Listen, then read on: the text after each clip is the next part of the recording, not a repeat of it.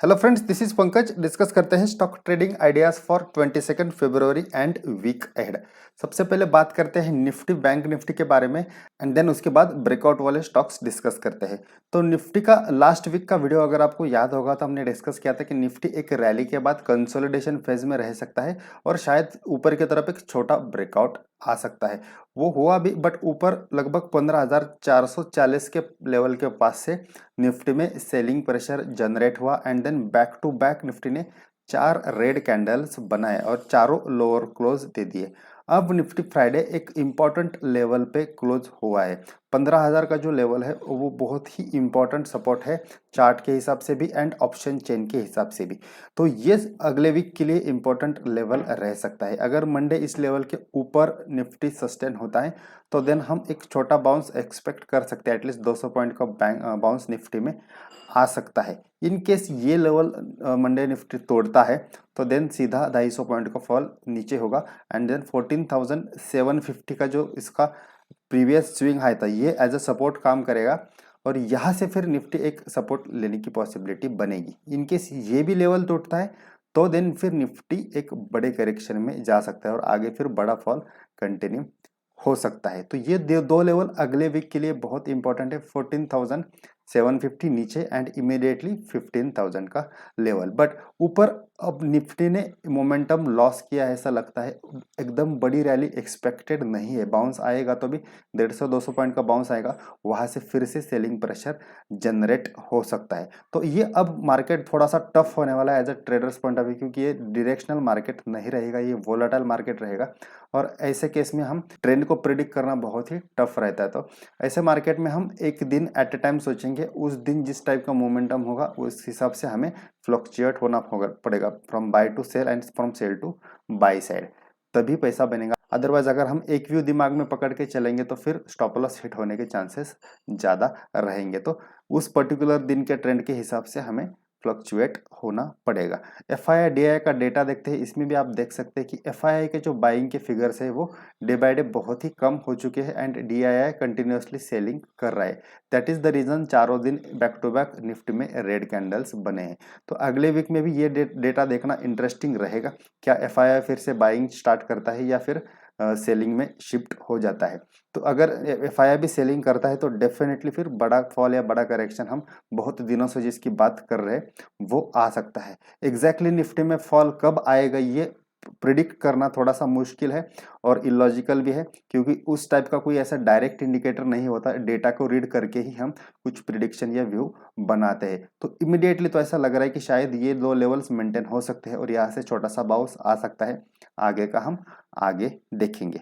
Bank Nifty discuss करते हैं, but उसके पहले जस्ट क्विकली आपको कोर्सेज के बारे में बताता हूँ। हमारे 3 टाइप के मॉड्यूल्स है कोर्सेज के। आप अगर कंप्लीट ट्रेडिंग सीखना चाहते हैं लाइव ऑन जूम एप्लीकेशन तो इसकी फी 10,000 है। इसमें आपको intraday swing trading, option trading completely सिखाया जाता है। इनकेस अगर ऑप्शन ट्रेडिंग आपको स्किप करना है तो आप सिर्फ 5,000 में intraday and swing trading live सीख सकते हैं। लाइव मतलब 1-on-1 बैच रहती है, नॉट लाइव मार्केट। थर्ड जो है ऑप्शन, अगर आपको डायरेक्टली डेडिकेटेड टाइम देना पॉसिबल नहीं है तो आप वीडियो कोर्स ले सकते हैं और अपने हिसाब से देख सकते हैं। उसकी भी बहुत ही अफोर्डेबल है, जस्ट 2,400 में 3 कोर्स का बंडल आता है। तो आप इसमें एनरोल कर सकते हैं। ये जो व्हाट्सएप नंबर यहाँ दिया है इसकी लिंक डिस्क्रिप्शन बॉक्स में है, उस पर क्लिक करके आप कोर्स की इंक्वायरी कर सकते हैं।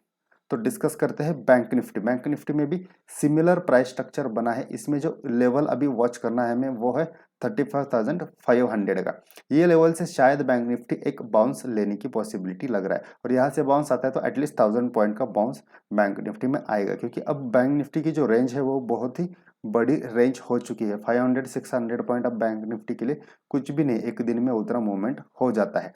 तो ऊपर यहाँ से बाउंस आता है तो एटलीस्ट 1,000 पॉइंट की रैली मुझे पॉसिबल लग रही है। इनकेस ये 35,500 का लेवल टूटता है तो देन सीधा 1,500 पॉइंट का फॉल और नीचे फिर 34,000 का सपोर्ट है और उसके नीचे फिर 32,800 का। तो नीचे के साइड में ये दो सपोर्ट है, बट मुझे नहीं लगता इमीडिएटली उतना नीचे जाएगा। बट ये जो लेवल इमीडिएटली वॉच करना है वो है 35,500। इस यहाँ से बाउंस आता है तो बाय, इसके नीचे जाता है तो सेल। तो ये बैंक निफ्टी के लिए लेवल्स है। इसके अलावा आपने अगर हमारा टेलीग्राम चैनल ज्वाइन नहीं किया है जो कि फ्री है, तो आप जरूर ज्वाइन करें। इसकी भी लिंक डिस्क्रिप्शन बॉक्स में है। इसमें हम डेली ट्रेडिंग रिलेटेड पोस्ट डालते हैं, तो ये आप जरूर ज्वाइन करें। तो स्टॉक्स डिस्कस करते हैं। सबसे पहले है बजाज फाइनेंस। ये स्टॉक हमने लास्ट वीक भी डिस्कस किया था। इस स्टॉक में ब्रेकआउट हो चुका है, बट ऊपर की लेवल पे स्टॉक कंसोलिडेट कर रहा है। तो यहाँ से अगर फिर से स्टॉक मोमेंटम पकड़ता है बुलिश साइड में, तो बड़ी रैली इसमें एक्सपेक्टेड है। ओवरऑल प्राइस स्ट्रक्चर देख के लग रहा है कि स्टॉक ऊपर की तरफ फिर से मोमेंटम पकड़ेगा। तो बजाज फाइनेंस को बुलिश वॉच लिस्ट में रखें और अगले कुछ दिनों के लिए जरूर वॉच करें।